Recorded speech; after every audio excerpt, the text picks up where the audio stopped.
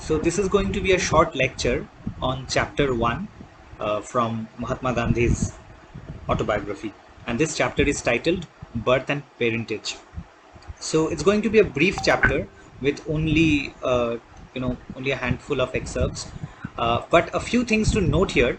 So the excerpts will indicate that the text itself or the chapters themselves are going to be very short, but there are some takeaways beyond the obvious language, right? So the first takeaway, as I begin to read the excerpts for you, is that Gandhi writes in a very matter of fact language. Let's just have a look at his writing. So the first excerpt goes: Kaba Gandhi married 4 times in succession, having lost his wife each time by death. His, his last wife, Putlibai, bore him a daughter and 3 sons, I being the youngest.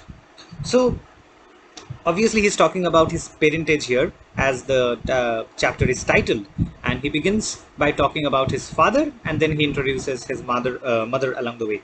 So one of the things that you need to take note of, as I said before, is that Gandhi writes in a very matter of fact language, right? He does not use convoluted phrases. He does not write very long sentences. You will never find while reading Gandhi's autobiography, you'll never find any sentence which resembles the length of a paragraph, right?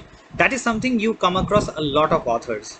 Now, I won't say you come across that in Tagore, but Tagore's sentences, remember Tagore's work is translated. This, on the other hand, is written by Gandhi himself. So, an obvious contrast there. Tagore did not write his autobiography, he did not write My Reminiscences in English. He had written it in Bengali, and then there have been numerous translators over the years, right? Now, in the case of Gandhi, this text is written by him. So that is one factor that you need to keep in mind.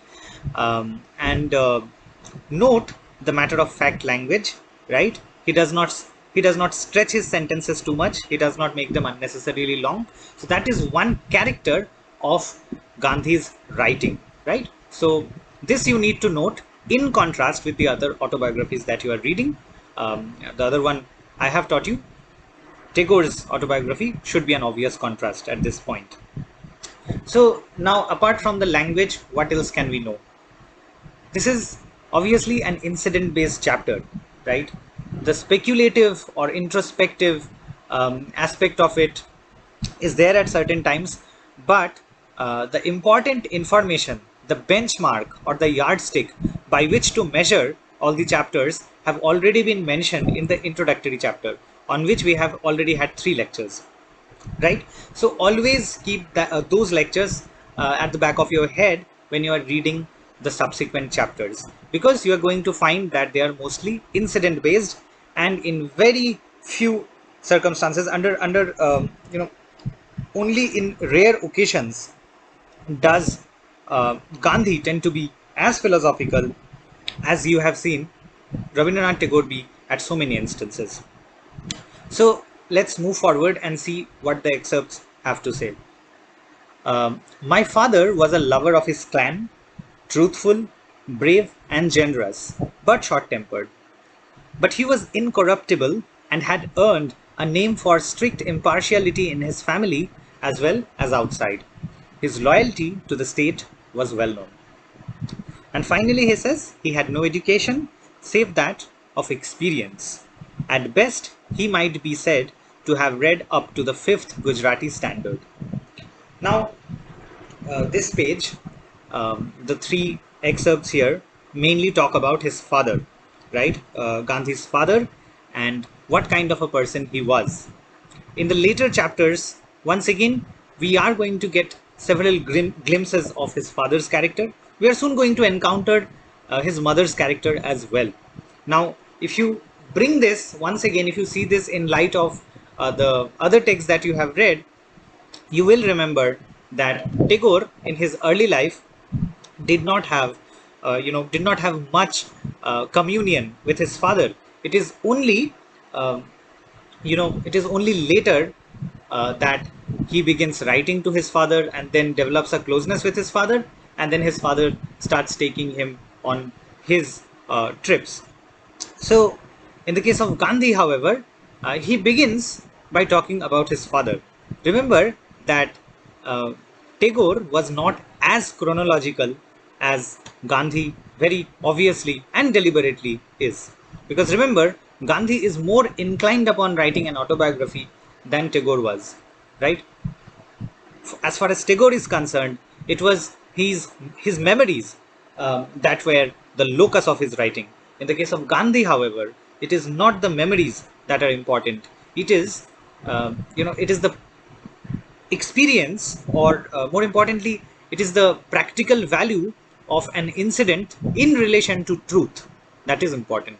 So it is a significant aspect of these two texts, this difference that you must take note of, right? Um, let's move forward and see what he has to say about his mother, right? This will be the last slide for chapter 1, and we only have 3 excerpts. So the first one goes: the outstanding impression my mother had left on my memory is that of saintliness. She was deeply religious. She would not think of taking meals without her daily prayers. She would take the hardest vows and keep them without flinching. Illness was no excuse for relaxing them. Now, I don't think there is much explanation to do in these excerpts. The text itself, since it's written in a very matter of fact way, and Gandhi very deliberately, as he stated in the introductory chapter, very deliberately has written this text in a language that even a young person who can only read basic English can still read this text and understand, right?